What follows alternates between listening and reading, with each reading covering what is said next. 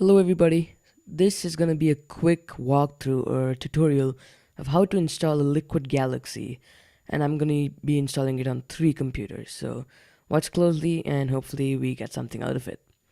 So the first thing to do is to pull up the Liquid Galaxy GitHub page, and how we do this is simply Google Liquid Galaxy GitHub, and it should show up as one of the first links.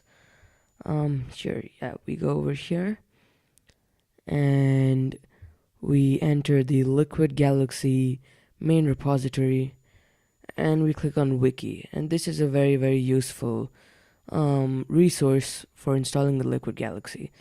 So what we want to do is simply head into the quick start over here, and yeah, so we can ignore this first part.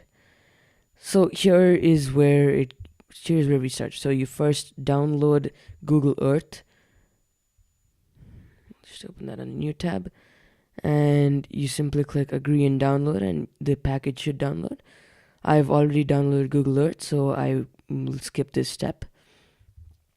So we get back to the quick start page, and after you install Google Earth, simply test it out, make sure it's working, and then exit Google Earth.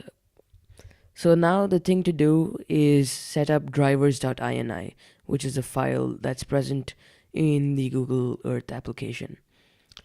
So as it says here, we need to find the IP address of our master computer. So in our case, since we're going to be using 3 computers, it's not the IP address that we're looking for, but the broadcast address. And how we do this is simply enter a terminal like so, and simply type in the command ifconfig. And here we scroll up and we look for an address that's after the word bcache, which stands for broadcast address. And we see that it's over here. So our broadcast address is 192.168.0.255. And this will be different for you, but keep note of that address because we will be needing it later on. So now we go back over here, and we just ignore all of this part and we go to setup drivers.ini part. So on a Macintosh, it's a bit hard to find drivers.ini. It was a bit tricky for me to find it, but once I did, it was smooth sailing. And I'll give you a little trick to use to find it here. So drivers.ini is a file that we need to edit, so that we need to make it suitable for Liquid Galaxy to exist. So how we do that is we simply go to Finder and Applications. Here you select Google Earth, right click and show package contents, and this is how we access the contents of the app. Then we go into Contents, MacOS, and as you see here we have drivers.ini. So what we want to do is cd into macOS, so then we can edit drivers.ini. So just gonna quickly clear the terminal and cd, and you can drag the folder over here to get the path. Enter ls, and as you see we have drivers.ini over here. That's good. So now we need to edit drivers.ini. So what I'm gonna do is sudo nano drivers.ini. Let's mean for my password. And now we have an interactive editor to edit drivers.ini. Let me quickly pull up the text that we need. And as it says here, between settings and the closing brace, we need to insert the following lines. We'll just do that. So now what we have to do is edit this line where it says slave IP goes here, and we replace it with our broadcast address that we found earlier. So I'm just gonna quickly copy this whole thing and paste it right over here. As you see, we have the settings attribute right here. So I'll paste it, and it says replace this line with our broadcast address, which was, if you remember, 192.168.0.255. And that's all I'm gonna do. And I just click Control X as it says here to exit, and Y and enter. So that's all for the master computer. And now we move on to the slave computers.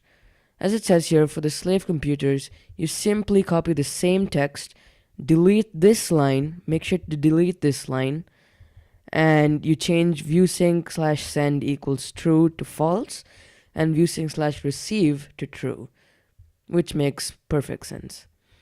So I'm just gonna skip ahead that part, and yeah, so all you need to do now is open Google Earth, and you see the magic happen.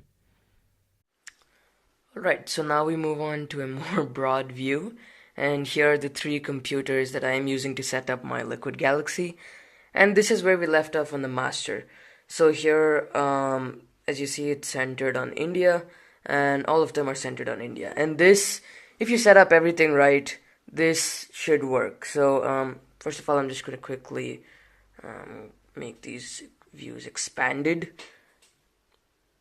right? And now if I move on the master, you should see it synchronizing on both of the slaves. You see right there. Anywhere I move, it's reflected on both of them. It's an exact replica. So now to get the views to match up and form one picture, it's just a simple change that we'll do. So here on the first slave, we quit Google Earth, and this is back to the Google Earth folder, and we quickly edit drivers.ini once again, and under yaw offset, and this is how, by the way, it should have looked. This is how your slaves drivers.ini should look if you set everything right. As you can see, this line right here is deleted, the host name line, where on the master it's set to our broadcast address. That's just a quick recap.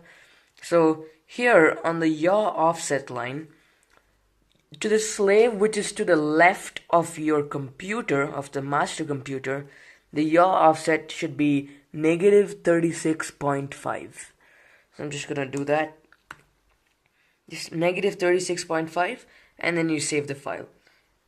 Control X, Y, enter, and just leave it at that. And we'll open Google Earth.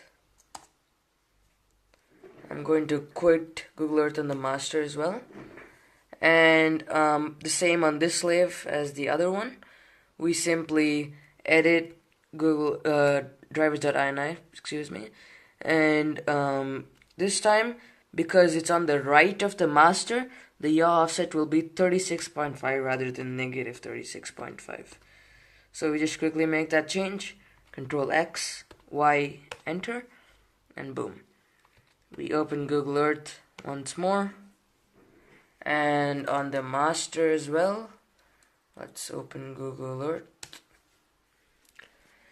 And right now, in just a couple of seconds, you should see something great happen. It's already happened, in fact. We see that the views have synchronized, and we now have ourselves a Liquid Galaxy. A 3-piece Liquid Galaxy. So congratulations. It's a very, very, very interesting setup, and it's really fun to play around with. So if I move here, you see the views synchronizing on either side. It's really cool. You can zoom out, zoom in, whatever you want, as you see here. The views synchronize, and it's a really, really nice tool. You move around, and everything syncs together, and it works great. So that's all. That's all it takes to install a basic 3-piece Liquid Galaxy. And I hope you learned from this video, and I hope to see your own Liquid Galaxy soon enough. Great, that's all. Thank you, and leave any questions you have in the comment section.